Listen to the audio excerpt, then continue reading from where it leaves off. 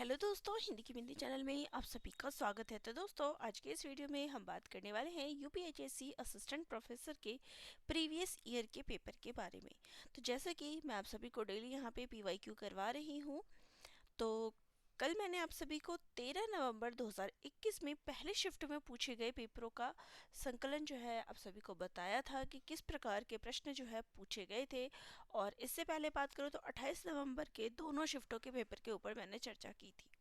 और आज जो हम बात करेंगे वो है 13 नवंबर 2021 को शिफ्ट 2 में कैसा पेपर आया था, इन सभी प्रश्नों पर हम चर्चा करेंगे।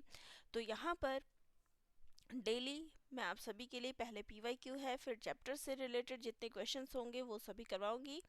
इसके अलावा मेरे नोट्स भी यहाँ पर सभी टॉपिक के जीके के उपलब्ध है, तो आप सभी मुझसे संपर्क कर सकते हैं। चाहे यूट्यूब पे मैसेज कर दे, चाहे टेलीग्राम पे आप मैसेज करके मुझसे संपर्क कर सकते हैं। नोट्स अवेलेबल हैं। चलिए अपने प्रश्न को हम शुरू कर देते हैं। तो पहला प्रश्न है, नासा का नया अंतरिक्ष यान NEA स्काउट का मुख्य मिशन निम्नलिखित में से कौन है? पृथ्वी के निकट एक क्षुद्र ग्रह से आंकड़ा एकत्र करना, मंगल ग्रह पर पानी और नाइट्रोजन की खोज करना, या फिर शुक्र ग्रह पर जीवन की खोज करना, या फिर चंद्रमा पर जीवन की संभावना खोजना। तो राइट आंसर हो जाएगा पृथ्वी के निकट एक क्षुद्र ग्रह से आंकड़ा एकत्र करना। अब यहाँ पे देख सकते हैं कि करंट से एक ऐसा क्वेश्चन पूछा गया है, करंट अफेयर से। नेक्स्ट क्वेश्चन है, पहला उत्तर प्रदेश दिवस निम्नलिखित में से किस वर्ष आयोजित किया गया था? 2018 में, 2020 में, 2019 या फिर 2021 में? तो इसका राइट आंसर क्या है? तो वो है 2018 में। तो उत्तर प्रदेश से भी, यानी उत्तर प्रदेश का आप एग्ज़ाम दे रहे हैं तो उत्तर प्रदेश के जीके से कैसे आ रहे हैं वो भी आप देख सकते हैं। और ये करंट में ही हुआ था, उस टाइम पे 2021 था, तो 2018 में शुरुआत की गई थी। ठीक है, चलिए नेक्स्ट क्वेश्चन है, DRDO द्वारा विकसित कोविड-19 एंटीबॉडी डिटेक्शन किट का क्या नाम है? कोविड डिटेक्ट, कोवी एडी किट, IG टेस्टिंग, या फिर डिप्कोवेन? तो राइट आंसर है ऑप्शन नंबर डी, डिप्कोवेन। ठीक है, नेक्स्ट हमारा क्वेश्चन है, तो यहाँ पे आपको कूट दिया गया है और कूट के अनुसार जो है खेलों को उनके राज्यों से मिलान करना है। ठीक है, तो देखिए यहाँ पे केरल, तो केरल का खेल कौन सा है? तो वो है badminton.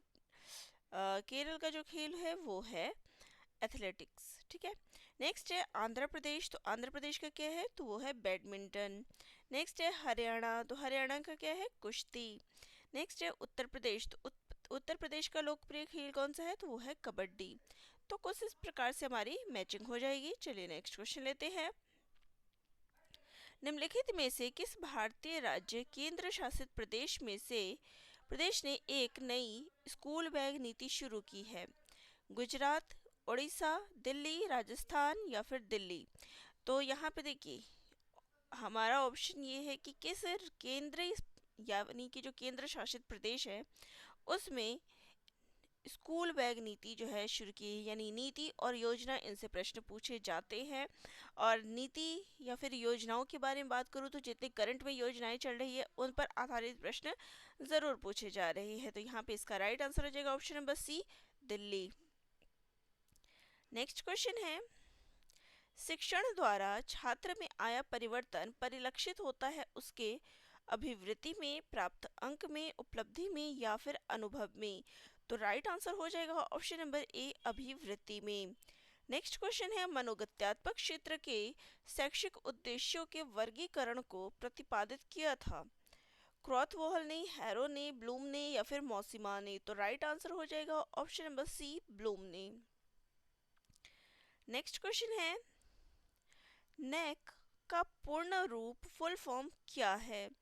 National assignment and accreditation committee, या फिर national assessment and academic counselling, या फिर national award and assessment committee, या फिर national assessment and accreditation counselling? तो राइट आंसर हो जाएगा option number D, national assessment and accreditation counselling, ये नैक का फुल फॉर्म है। तो जितने भी महत्वपूर्ण संगठन है उनके फुल फॉर्म भी आप जरूर याद रख लीजिएगा। चलिए नेक्स्ट, क्योंकि फुल फॉर्म से भी प्रश्न पूछे गए हैं।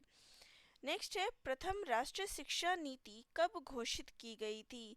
17 अगस्त 1986, 24 जुलाई 1956, 24 जुलाई 1968 या फिर 26 अगस्त 1953। तो राइट आंसर हो जाएगा यहाँ पे ऑप्शन नंबर सी, 24 जुलाई 1968। ठीक है, चलिए नेक्स्ट क्वेश्चन पे आते हैं। तो हमारा नेक्स्ट क्वेश्चन है,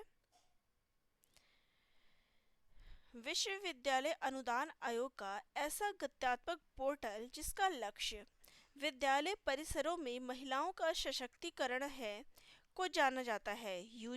यूजीसी केयर, ई साइट्स, स्वयं प्रभा या फिर सक्षम। तो राइट आंसर है ऑप्शन नंबर डी, इसको सक्षम के नाम से जाना जाता है। चलिए नेक्स्ट है, निम्नलिखित में से कौन संगणक के सॉफ्टवेयर सिस्टम का उदाहरण है?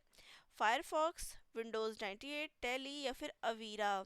तो राइट आंसर है यहाँ पर जो सॉफ्टवेयर का उदाहरण है वो है विंडोज 98। ठीक है, नेक्स्ट है, 1 टेराबाइट मेमोरी समतुल्य होता है 1024 KB, 1024 MB, 1024 GB या फिर 1024 बाइट्स। तो ये भी जरूर ऐसा क्वेश्चन आपको जरूर एक ना एक जरूर देखा जाता है, एक ना एक जरूर पूछा जाता है। तो टेराबाइट जो है वो किसके बराबर होता है? तो जीबी के बराबर होता है। ऑप्शन सी जो है यहाँ पे हमारा करेक्ट हो जाएगा। नेक्स्ट है, संगणक के संदर्भ में कुकीज क्या है? एप्लीकेशन प्रोग्राम जो सीपीयू के स्पीड को बढ़ा देता है, टेक्स्ट फाइल जो वेब ब्राउज़र से प्राप्त सूचना देती है, या फिर मालवेयर हटाने का सॉफ्टवेयर है, या फिर वेबसाइट पर विज्ञापन रोकने का एप्लीकेशन प्रोग्राम है। तो देखिए जो कुकीज़ होते हैं वो टेक्स्ट फाइल जो वेब ब्राउज़र से प्राप्त सूचना देती है। बी ऑप्शन यहाँ पर करेक्ट है। नेक्स्ट क्वेश्चन लेते हैं। तो नेक्स्ट क्वेश्चन है, मॉडेम प्रसारण के किस कार्य में प्रयुक्त होता है? असमकालिक, समकालिक, समय अंतराल या फिर परिवर्तित रजिस्टर।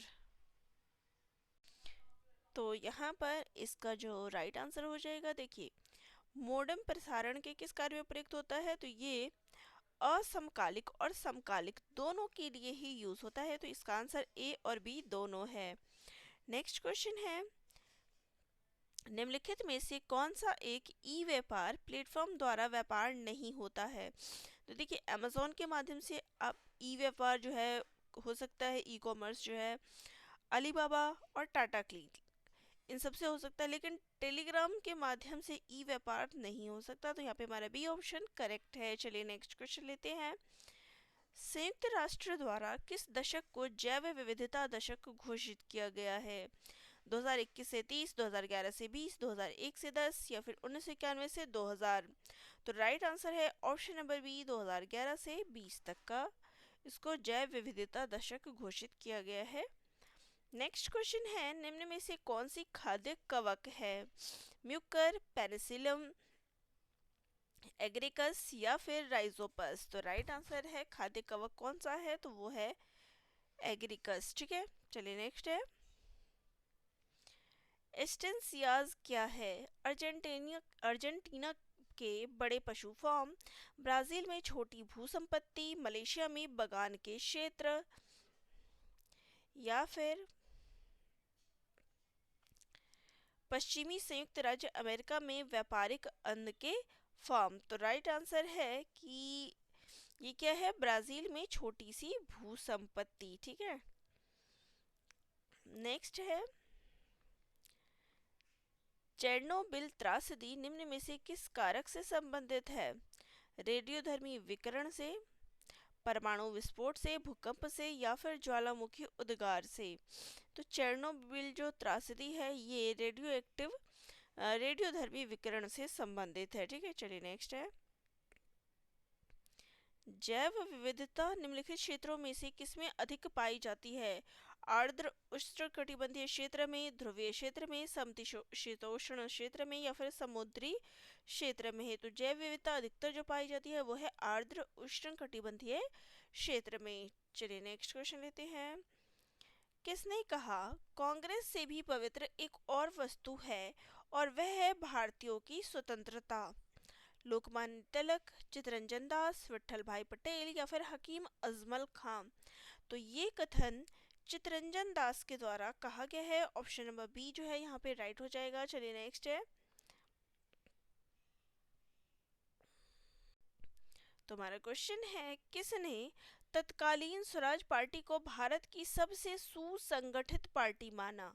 ब्रेडल, बर्किनहेड, इरविन या फिर सी आर दास ने? तो राइट आंसर हो जाएगा ऑप्शन नंबर बी, बर्किनहेड ने। नेक्स्ट क्वेश्चन पे आते हैं। तो नेक्स्ट हमारा क्वेश्चन है, निम्न में से कौन कायांतरित शैल का एक रूप नहीं है? संगमरमर, ग्रेफाइट, शिस्ट या फिर बेसाल्ट? तो राइट आंसर है ऑप्शन नंबर डी, बेसाल्ट। ठीक है। नेक्स्ट है, महासागरीय जल में लवणता कब घटती है? जब वाष्पीकरण अधिक होता है, जब हवा का वेग अधिक होता है, जब भारी वर्षा होती है या फिर जब आर्द्रता अधिक होती है? तो महासागरीय जल में जो लवणता यानी जो नमक की मात्रा होती है, ये वर्षा जब बहुत ज़्यादा भारी वर्षा होती है तो उसकी लवणता घटती है। ठीक है। चलिए नेक्स्ट है, अरावली श्रृंखला किस पर्वत निर्माण काल से संबंधित है? अल्पाइन, प्री कैम्ब्रियन, हीनियन या फिर कैलिडोनियन? तो राइट आंसर हो जाएगा यहाँ पे जो अरावली श्रृंखला है ये प्री कैम्ब्रियन से संबंधित है। नेक्स्ट क्वेश्चन है, भारत के संविधान के अनुच्छेद 12 के अंतर्गत राज्य में शामिल है भारत सरकार, भारत की संसद, भारत राज्य क्षेत्र के भीतर स्थानीय अथवा सभी अन्य प्राधिकारी या फिर उपयुक्त सभी?